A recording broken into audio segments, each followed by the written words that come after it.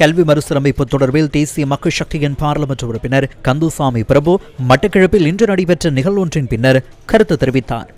இந்த எதிர்க்கட்சியினர் எங்களது பிரதமர் மீது இருந்த காழ்ப்புணர்ச்சி அல்லது இந்த கல்வி சீரமைப்பு தொடர்பான விடயங்களிலே திரிவுபாடான ஒரு கருத்துக்களை கொண்டு வந்து இந்த கல்வி சீரமைப்பத்தை குழப்புகின்ற ஒரு நடவடிக்கையை மேற்கொண்டார்கள்.